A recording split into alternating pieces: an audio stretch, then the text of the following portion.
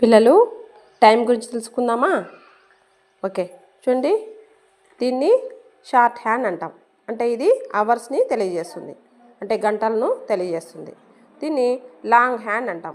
అంటే ఇది నిమిషాలను తెలియజేస్తుంది, అంటే మినిట్స్ని తెలియజేస్తుంది. ఓకేనా? ఎస్. ఇప్పుడు చూడండి, ఇప్పుడు షార్ట్ హ్యాండ్, లాంగ్ హ్యాండ్ రెండు కూడా 12 దగ్గర ఉంటే 12 o'clock అవుతుంది. ఓకేనా? ఇప్పుడు టైం వచ్చి 12 o'clock లేదా 12 గంటలు. చూడండి, ఇది షార్ట్ హ్యాండ్ 1 దగ్గర ఉంది, లాంగ్ హ్యాండ్ 12 దగ్గర ఉంది. సో ఇప్పుడు టైం 1 o'clock. చూడండి, 3 o'clock. ఇప్పుడు 6 o'clock. అంటే షార్ట్ హ్యాండ్ వచ్చి 6 దగ్గర ఉంది, లాంగ్ హ్యాండ్ వచ్చి 12 దగ్గర ఉంది. సో 6 o'clock అంటే 6 గంటలు. ఇప్పుడు 7 o'clock అంటే 7 గంటలు. ఇప్పుడు 9 గంటలు, 9 o'clock. ఓకేనా? ఇప్పుడు 10 o'clock అని అర్థం, 10 గంటల సమయం. సో ఈ విధంగా మనము గంటల గురించి చెప్తాం. నిమిషాలు కూడా చెప్పాలన్నప్పుడు చూడండి, షార్ట్ హ్యాండ్ 12 దగ్గర ఉంది, లాంగ్ హ్యాండ్ 1 దగ్గర ఉంది.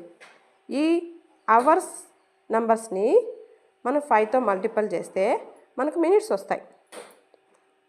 సో ఇప్పుడు ఇక్కడ లాంగ్ హ్యాండ్ 1 దగ్గర ఉంది, అంటే ఏమి 5 1 is 5. సో టైం వచ్చి 12 hours 5 minutes. ఇప్పుడు 12 hours 10 minutes. నౌ 12 hours 3 దగ్గర ఉంది long hand. So 3 5s are 15. So 12 hours 15 minutes. ఇప్పుడు చూడండి, 12 hours 4 5s are 20. So 12 hours 20 minutes. ఇప్పుడు now what is the time now? 12 hours 5 5s are 25. Now what is time now here? 12 hours 30 minutes. Now 12 hours 35 minutes. అంటే ఏమి 5 7s are 35. Next 12 hours 8 5s are 40 minutes.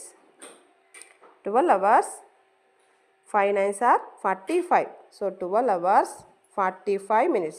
12 గంటల 45 నిమిషాలు. చూడండి ఎంతైంది time? 12 hours 50 minutes. Next 12